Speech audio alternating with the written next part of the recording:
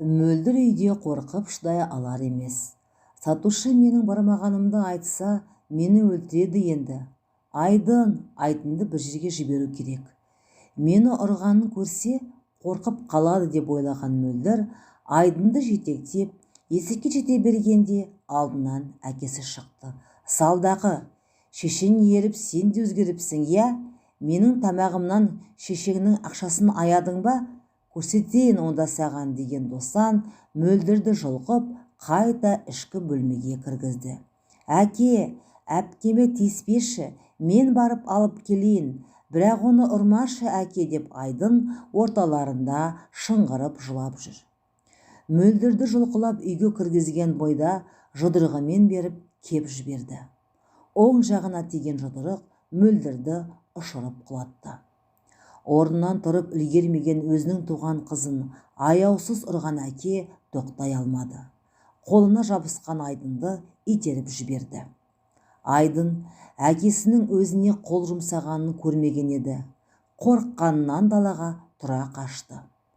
Ашулы күйде досан сыртқы есікті тарс жапты да, қаңсырап жатқан қызына да қарамай көшеге шықты. Мөлдір талықсып әлі жатыр. Ал Айдын сол күйі көрінбеді. Түсте жұмыстан қайтқан Қалима қақпадан кіре бере бірдеңені сезді. Есік аңқиып ашық тұр. Есік алдындағы су толтырылған бақ құлап, су төгіліп жатыр. Жүгіріп кірген Қалима қызының еденде жатқанын көрді де дереу басын көтерді. Ит, адам емес ит, өз перзентіне жүрегі жыламаған хайуан, өліп неге тынбадың? Өлсең құтыламыз ба сенен деп жылап жүріп қызын төсегіне жатқызды. Бет аузын жылы суға малынған шүберекпен сүртіп тазалады. Баласын көрші үйде болар деп ойлады. Себебі сәл ұрыстың шеті шыға бастағаннан көрші үйге тығылатын.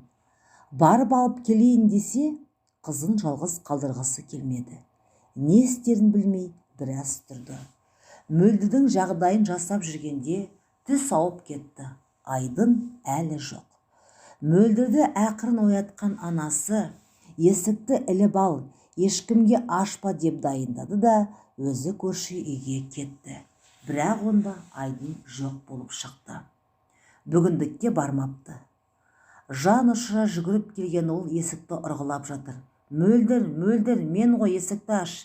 Тәлтіректе барған Мөлдір есікті ашты. Қызым, Айдын қайда? Қашан шығып кетті? Қайда жібердің? Білмеймін апа. Мені ұрып жатқанда итеріп жіберіп еді. Содан сыртқа шығып кеткен. Қорқып көрші үйге барған шығар. Содан есімді жаңа ғана сіз оятқанда жидым ғой. Барлық үйден сұрап шықтым, еш жерде жоқ. Баламай қайда кеттің деп қайта сыртқа шықты. Іздемеген жері қалмады. Кеш батып барады. Енді не істейміз деп екеуі есік алдында тұрғанда көшеден Айдынның дауысы естілді. Күнде ауылдың түгел малын айдап келетін өгей баланың жанында атқа мінгесіп алыпты. Аттың басын олар осы үйге бұрып тоқтады. Айдынды көтеріп түрген бала: апай, балаңыз тоғай жақта жүр ғой. Бағана қайтып жатып көріп қалдым. Кеш батып бара жатқан соң мінгестіріп алып қайттым. Рахмет айналайын, өркенің өсін, рахмет деп Қалима қуанғаннан жылап жіберді. Айдынды көтеріп Қалима үйге кірді. Мөлдір де бетіне сүйіп қайта-қайта құшақтап жатыр. Неге тоғай жаққа кетіп қалғансың балам? Түнде жалғыз қалып кетсең не болар еді? Апа, ол мені ұрды. Жарайды балам, байқамай қалған ғой. Жоқ, ол әпкемді ұрды, кейін мені итерді деді кішкентай Айдын қорқақтап. Мөлдір жылап жіберді. Апа, кетейікші бұл үйден, қалаға кетейікші. Ол жақта да жұмыс көп қой. Мен сабақтан шыққан соң жұмыс жасаймын. Нағашы әпкемнен ақылы пәтер сұрап көреміз. Мұнда бәрібір жақсы өмір сүрмейміз ғой апа. Қалаға барып қалай күн көреміз қызым? Пәтер мен азық түлікке менің ақшам жетпейді ғой. Апа, мейлі. Жақсы пәтер болмаса да тұра береміз. Мен анау мынау әпер деп айтпаймын. Тек кетейікші апа бұл үйден, кетейікші. Осы кезде тәлтіректеп үйге келген Досан бәрін естіп үлгерген еді. Өй әкең, қалада біреу сені күтіп отыр ма? Ойнасың ба? Қазір мен саған көрсетейін, қалаға кетем дейді ғой деп Қалиманың шашына жабысты. Ешқайда кетейін деп жатқан жоқпыз Досан, жіберші. Айдын қорқады ғой. Ұрыс шығармашы Досан, Айдыным менің, деген әкесі Қалиманы жайына жіберді де баласын іздей бастады. Айдын үйдің бұрышына тығылып қарап жүр. Әкесіне баруға қорқып тұр. Қанша шақырса да басын шайқап бармады. Міне, сен үйреткенсің. Әкең жаман деп үйретіп қойдың ба? Сосын келмей тұр да, әлде менің балам емес пе? Тоқта, қазір мен оның өзінен кімнің баласысың, шешең? Айдын қорыққаннан анасының етегіне тығылды. Қалима Досанға енді бетін бұрып сөйлейін деп жатқанда, дәу жұдырық құлақ шекеге тарс ете қалды. Менің балам емес мынау, салдақы. Анау қатында менің қызым емес. Кімнен тудыңа? Айт тез, деген Досан Қалиманың шашын ұстап жерге сүйреп құлатты. Тағы да күнделікті айғай шу, ұру соғу. Анасына болысамын деген мөлдірді де бір теуіп құлатты. Айдын тағы да сыртқа қашып кетті. Мөлдір орнынан ұшып тұрды да тағы да әкесінің қолына жармасты. Досан Қалиманы жіберді де мөлдірге қарап жұдырығын ала жүгірді. Досан, қойсаңшы, өз қызыңды өлтіретін болдың ғой, деп Қалима күйеуіне жармасты.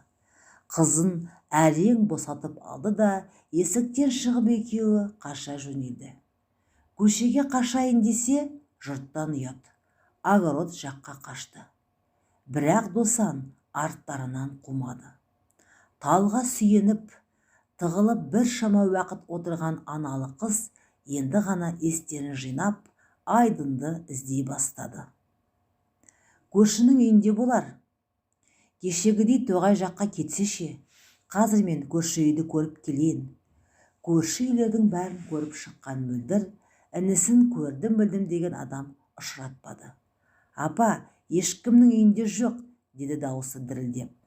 Орнынан тұрған Қалима қызын ертіп тоғай жаққа бет алды. Арық жағалап келеді.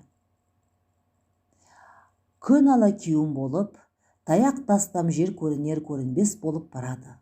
Кенет мөлдірдің көзі арыққа түсіп кетті.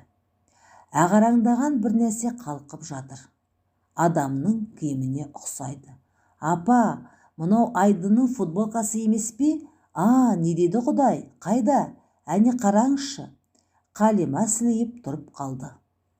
Қолындағы иттерден қорғанам деп ұстап алған таяғы мен әлгі ағараңдаған нәрсені түртіп көрді. Ауыр сияқты. Апа, мынау Айдын ғой. Не дейді Құдай? Енді осы да барма еді басымда? Баламның басын жалмаған сұм неме. Неге өзің өле қалмадың? Неге өлмедің деп зар илеп, Қалима арыққа өзі түсті.